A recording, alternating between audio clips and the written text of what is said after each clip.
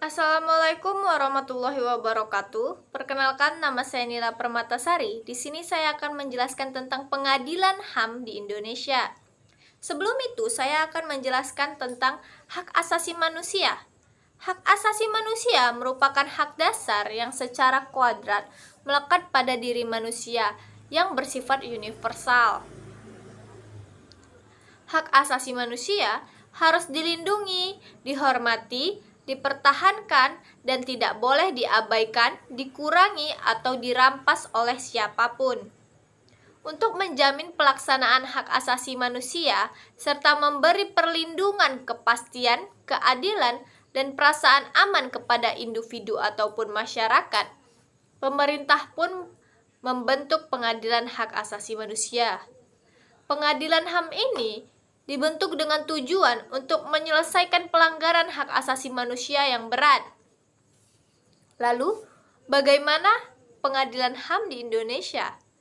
Menurut Undang-Undang Nomor 26 Tahun 2000 tentang Pengadilan Hak Asasi Manusia, mengacu pada undang-undang ini, pengadilan HAM adalah pengadilan khusus terhadap pelanggaran hak asasi manusia yang berat.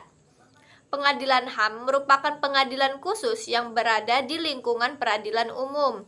Selain itu, ada juga pengadilan HAM ADHOC yang bertugas untuk memeriksa dan memutus perkara pelanggaran HAM berat yang terjadi sebelum adanya Undang-Undang Nomor 26 Tahun 2000. Pengadilan HAM ADHOC dibentuk dengan keputusan Presiden atas usul Dewan Perwakilan Rakyat (DPR) dengan mempertahankan hasil penyidikan dari institusi yang memang berwenang untuk itu seperti Komnas HAM dan Kejaksaan Agung.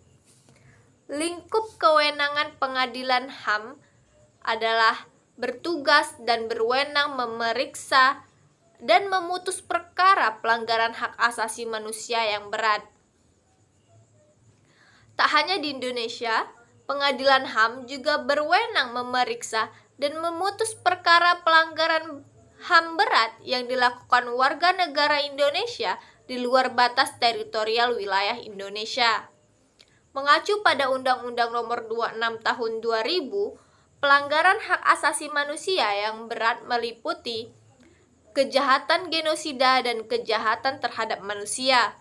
Kejahatan genosida adalah setiap perbuatan yang dilakukan dengan maksud untuk menghancurkan atau memusnahkan seluruh atau sebagian sekelompok bangsa, ras, kelompok etnis, kelompok agama dengan cara yang pertama adalah membunuh anggota kelompok mengakibatkan penderitaan fisik atau mental yang berat terhadap anggota-anggota kelompok. Yang kedua, menciptakan kondisi kehidupan kelompok yang akan mengakibatkan kemusnahan secara fisik baik seluruh atau sebagiannya. Selanjutnya, memaksakan tindakan-tindakan yang bertujuan mencegah kelahiran di dalam kelompok. Dan terakhir adalah memindahkan secara paksa anak-anak dari kelompok tertentu ke kelompok lain. Sementara itu, kejahatan terhadap kemanusiaan adalah salah satu perbuatan yang dilakukan sebagai bagian dari serangan yang meluas atau sistematik yang diketahuinya bahwa serangan tersebut ditujukan secara langsung terhadap penduduk sipil. Seperti yang pertama ada pembunuhan, kedua pemusnahan, ketiga perbudakan, keempat pengusiran atau pemindahan penduduk secara paksa, kelima perampasan kemerdekaan atau perampasan kebebasan fisik lain secara sewenang-wenang yang melanggar azas-azas ketentuan pokok hukum internasional. Yang keenam, penyiksaan. Yang ketujuh, pemerkosaan, perbudakan seksual, pelacuran secara paksa, pemaksaan kehamilan, pemandulan atau sterilisasi secara paksa atau bentuk-bentuk kekerasan seksual lain yang setara. Yang ke-8, penganiayaan terhadap suatu kelompok tertentu atau perkumpulan yang didasari persamaan saham politik, ras, kebangsaan, etnis, budaya, agama, jenis kelamin atau alasan lain yang telah diakui secara universal sebagai hal yang dilarang menurut hukum internasional. Yang terakhir adalah penghilangan orang secara paksa atau kejahatan apartheid. Namun, tidak semua perkara pelanggaran HAM yang berat menjadi lingkup kewenangan dari pengadilan HAM.